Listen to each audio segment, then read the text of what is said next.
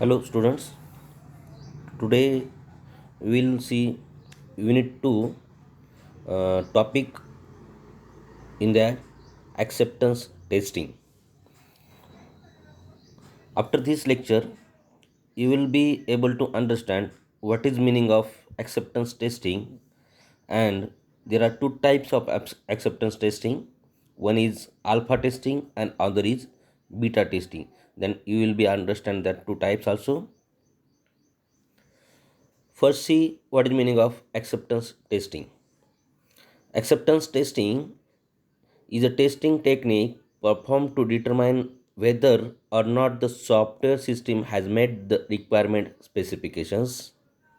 The main purpose of this test is to evaluate the system compliance with the business requirements and verify if it is has met the required criteria or not.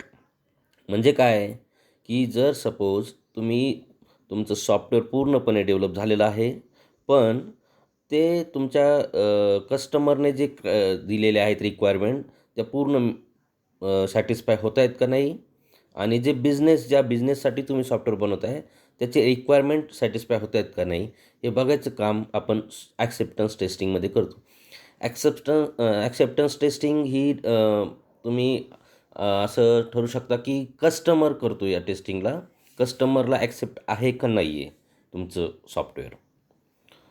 Alpha testing याच्यामध्ये दोन type आहेत, जसं आपण पहिले बघितलं. एक आहे alpha testing आणि दुसरं आहे beta testing. So will see what is meaning of alpha testing. Alpha testing takes place at the developer side by the internal team before release to external customer. This testing is performed without the involvement of development team.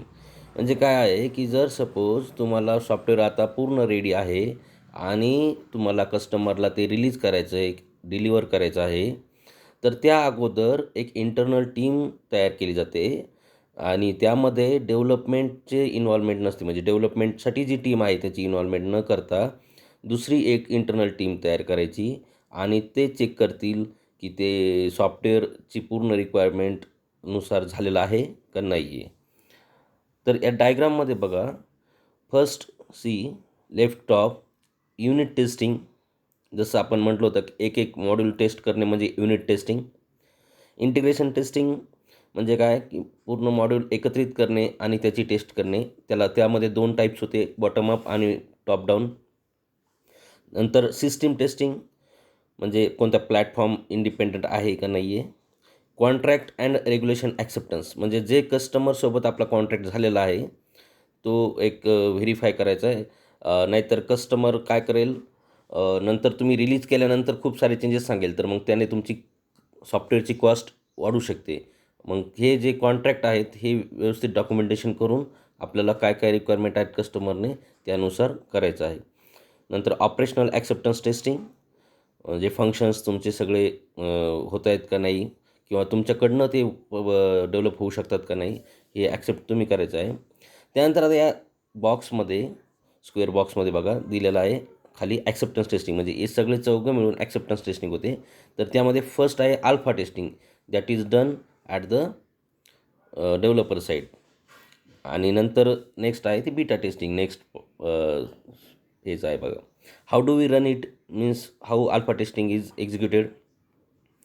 In the first phase of alpha testing, the software is tested by in-house developers, during which the goal is to catch bugs quickly.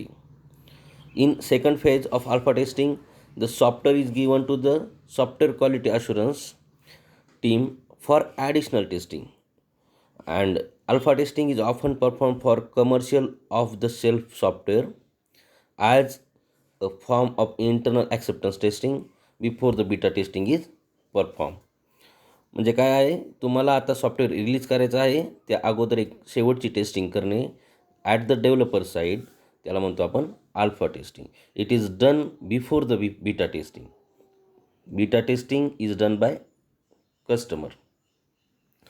C beta testing. Beta testing also known as user testing. User means customer testing. takes place at the end user side by the end user to validate the usability, functionality, compatibility, and reliability testing. Beta testing adds value to the software development lifecycle as it allows the real customer an opportunity to provide input into the design, functionality, and usability of the product. These inputs are not only critical to the success of product but also investment into future product when the gathered data is managed effectively.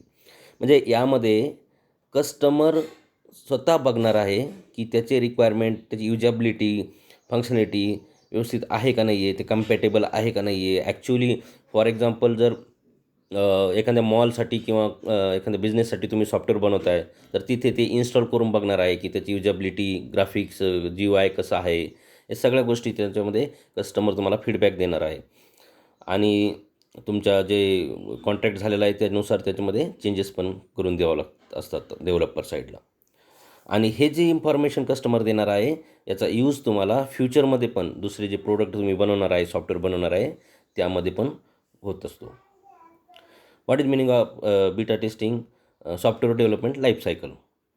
तर life cycle same आहे. आता यामध्ये तुम्ही जर बघितलं तर orange कलरमध्ये दिलेलं आहे बीटा टेस्टिंग. तर ती कधी होते? After the alpha testing. Beta testing dependencies, there are number of factors that depend on the success of beta testing. Test cost, खूप सारे जर कस्टमरने चेंजेस सांगितले तर त्याच्यामध्ये टेस्ट कॉस्ट इन्क्रीज होऊ शकते. Number of test participants, next seeping, duration of test आणि demographic coverage, या सगळ्या गोष्टी बीटा टेस्टिंग डिपेंड आहे. थँक्यू.